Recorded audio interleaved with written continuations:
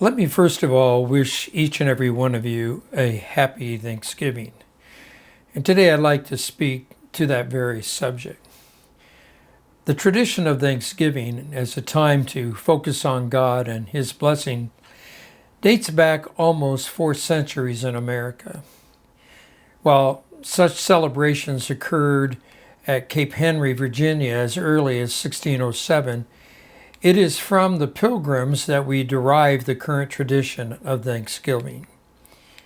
The Pilgrims left England on September 6, 1620, and for 2 months braved the harsh elements of the storm-tossed seas.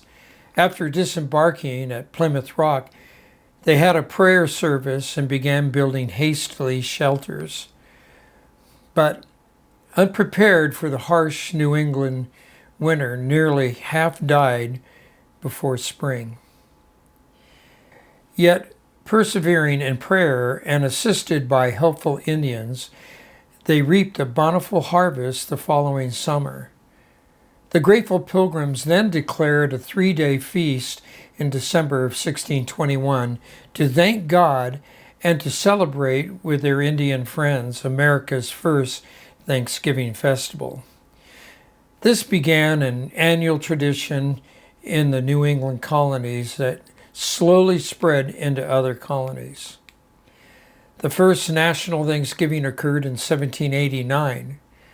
According to the congressional record for September 25th of that year, immediately after approving the Bill of Rights, Mr. Elias Boudinot said he could not think of letting the congressional session end without offering an opportunity to all the citizens of the United States of joining with one voice in returning to Almighty God their sincere thanks for the many blessings He had poured down upon them.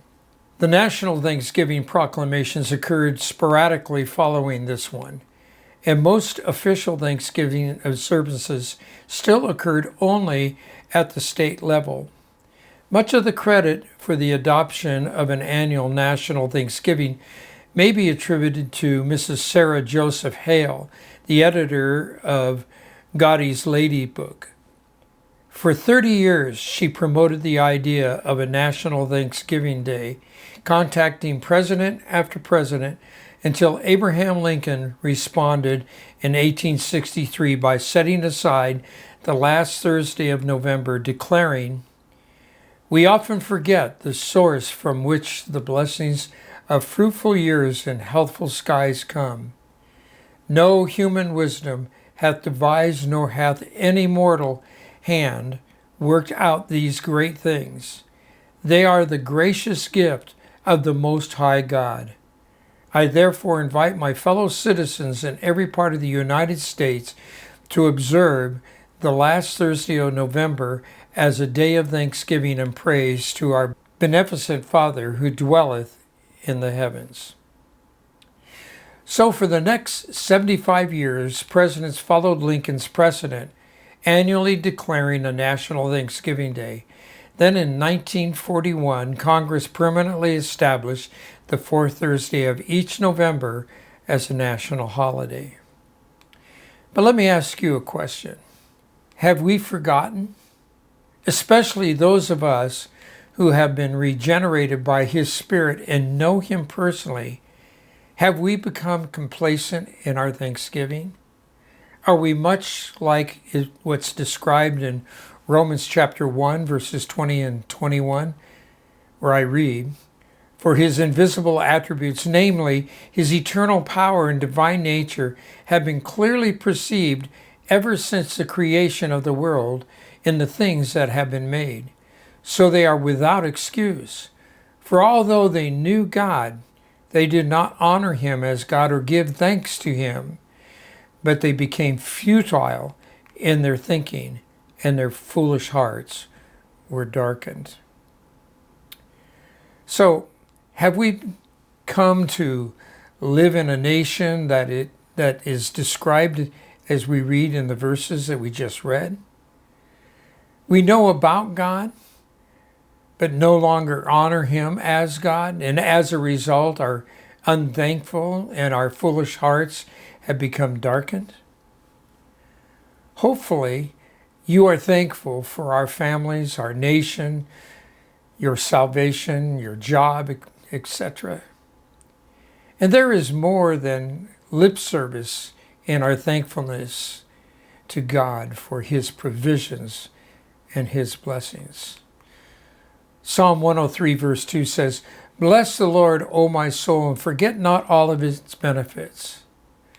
But there is something that I think is even more important to remembering concerning our thankfulness. I once heard a testimony from a young pastor of his thankfulness to God as the Lord had blessed his fledgling ministry with a growth rate that had reached 360 people. While that is certainly worthy of a thankful heart and praise to our God, I wondered what would he might have said had his church been actually struggling. Would there have been the same passion of thankfulness? We must long for something, I believe, deeper and more satisfying.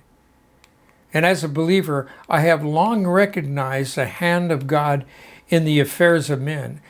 And often I have reveled in His gifts and have forgotten His person.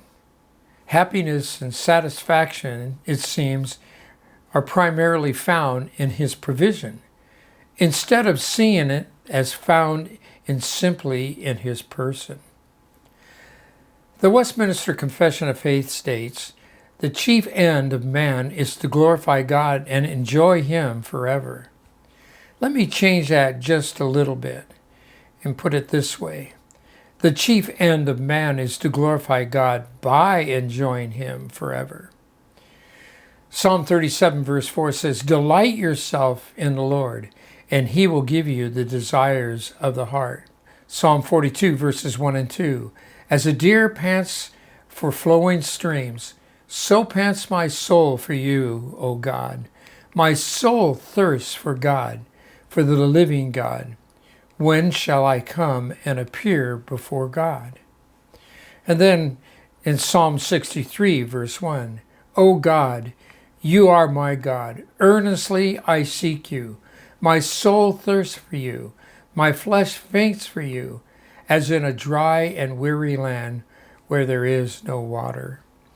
And then, of course, Psalm 119, 103, "How sweet are your words to my taste, sweeter than honey to my mouth." There can be no other place or person than God Himself. C.S. Lewis put it this way, "God in the Psalms is the all-satisfying object." We see that clearly, such as Psalms 43 verse 4, "Then I will go to the altar of God, to God my exceeding joy, and I will praise you with the lyre, O God, my God." Or Psalm 16:11, "You make known to me the path of life. In your presence there is fullness of joy. At your right hand are pleasures evermore." The deepest and most enduring happiness is found only in God. Not from God, but in God. This is expressed in worship, and worship is an expression of praise.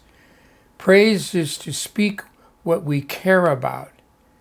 To delight in the Lord is incomplete unless it is truly expressed in praise. John Piper put it this way, "God's quest is to be glorified, and our quest is to be satisfied, reach their highest goal in this one experience, our delight in God, which flows from praise."